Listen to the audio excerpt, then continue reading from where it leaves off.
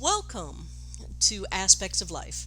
My name is Dorothy Karskadden. I'm a licensed clinical social worker, but you can call me Dory.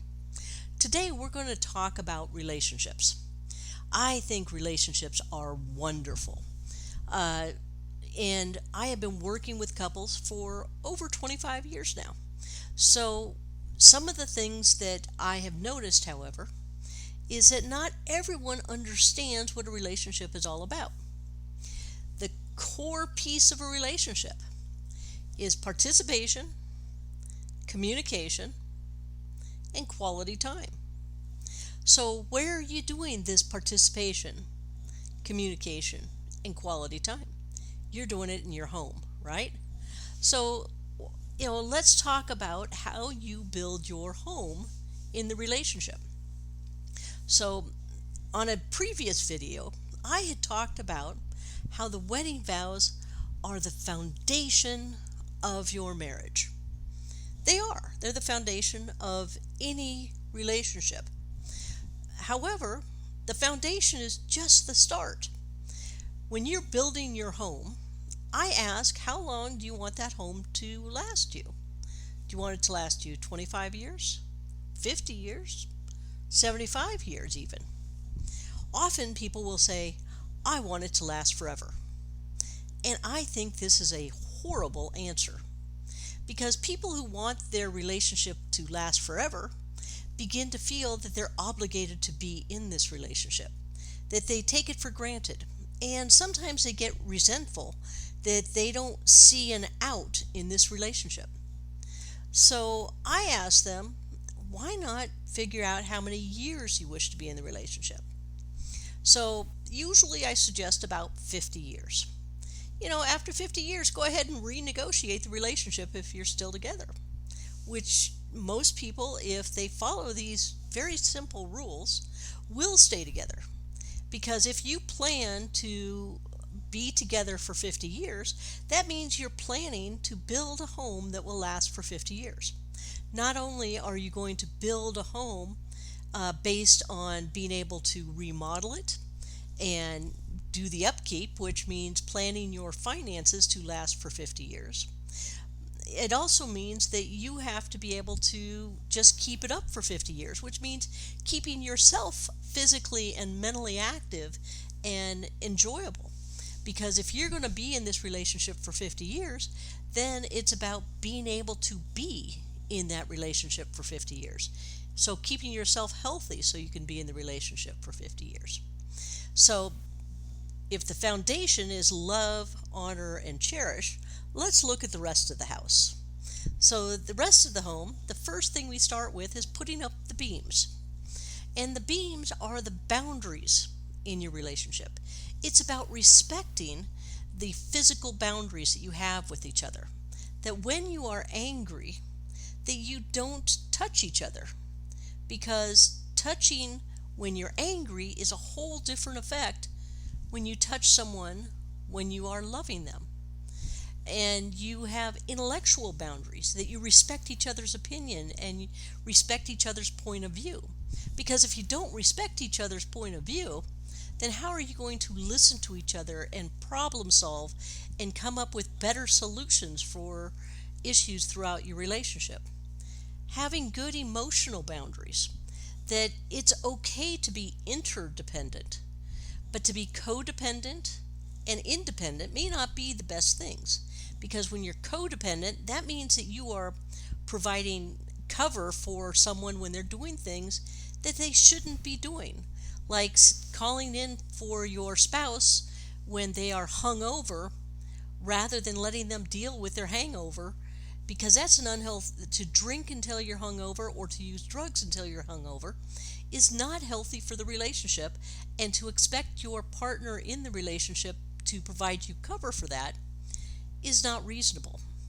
To put your partner down, to put the person that you say that you love and respect, to call them names and put them down, is not adding to their emotional wellness. So having good emotional boundaries to learn to grow within the relationship is essential.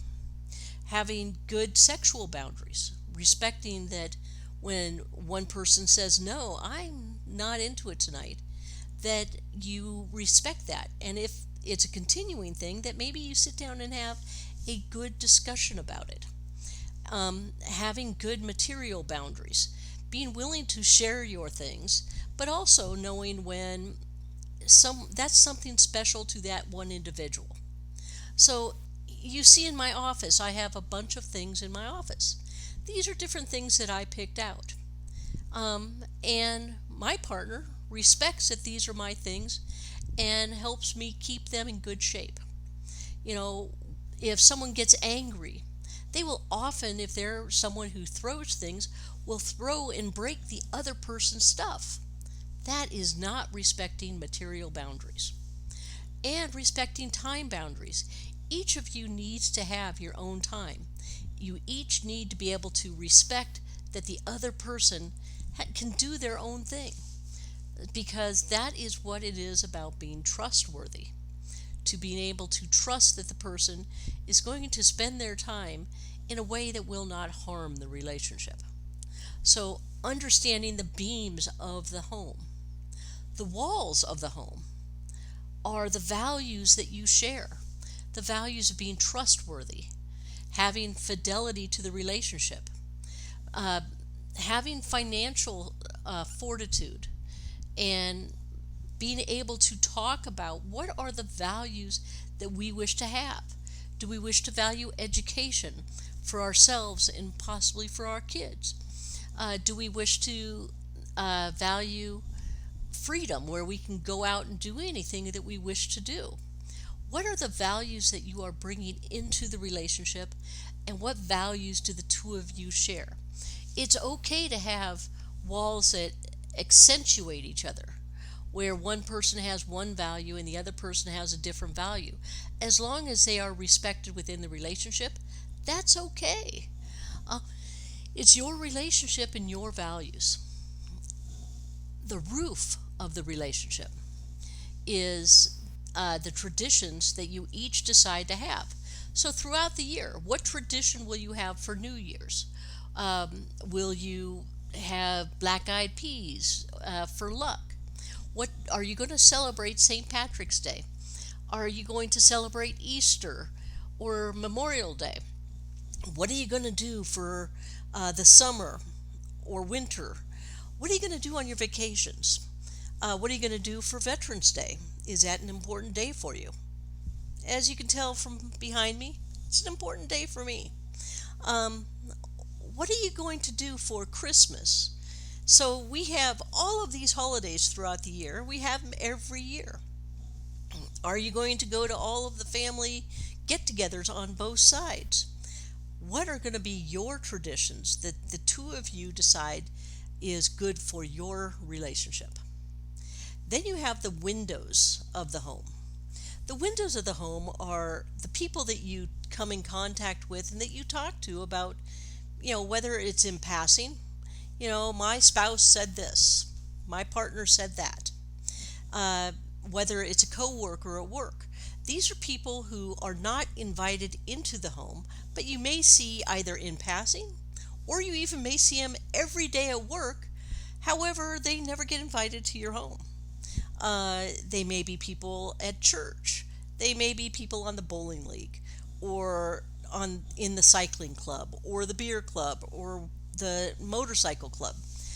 There are a lot of people out there that we come into contact with and that we may mention our relationship with. How do we want to deal with the people that are outside the window looking in?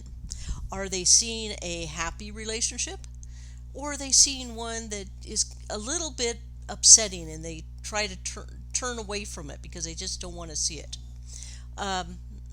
And so, what kind of image do you want to give to the world? And then you have your doorway, your front door and your back door. Who are the friends and family you're inviting in to participate in your relationship? Being able to know all of these things and talk about them as you work in your relationship is essential. So build a solid home that will last for 50 years. Participate in talking about everything that's going on in the relationship. If your partner wants to go out to dinner, have a place in mind. Even if it's a place you really don't want to go, but at least you gave an answer. Hey, do you want to go out for dinner? Sure, let's go to McDonald's. Oh, I don't want to go to McDonald's. Pick somewhere else. Okay, let's go Mexican. Oh, I don't want Mexican. Okay, so what do you want? Well, I would love to go to Olive Garden because I've been wanting to go there for a week. You might want to go. Well, why didn't you just say that in the first place? But that's okay. At least you participated by having a few answers to give them. That's called making sure that the furniture and the things on the wall are in place because you're participating with how the relationship is going, whether it's on small things like the color of the room, or whether it's on bigger things like what is your budget and when are you going to buy that new car. So participation is essential. Communicating. If you watch the behaviors of anger video, that was an earlier video of mine, it talked about how people will hold in what they're angry about and someone won't know that it makes them angry. So being willing to talk about things. If it's worth arguing about, it's worth talking about. Believe it or not, the best relationships in the world, the ones where people go, I would love to have that relationship.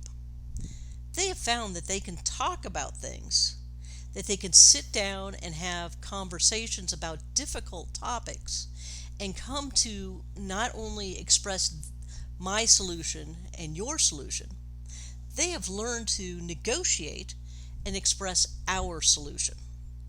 So communication is essential, and doing it in a loving, caring, and respectful manner is absolutely necessary if your home is going to last for 50 years. And enjoying each other's quality time.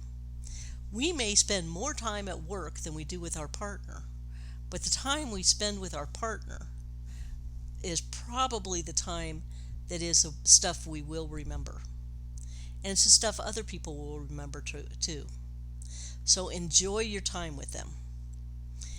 If you've enjoyed this video, please sign up for subscribe to my channel and go ahead and look back at some of my other videos and let me know what you think. Press the like button if you like them. And please feel free to comment and let me know other subjects that you may wish to hear about. Until later, bye-bye.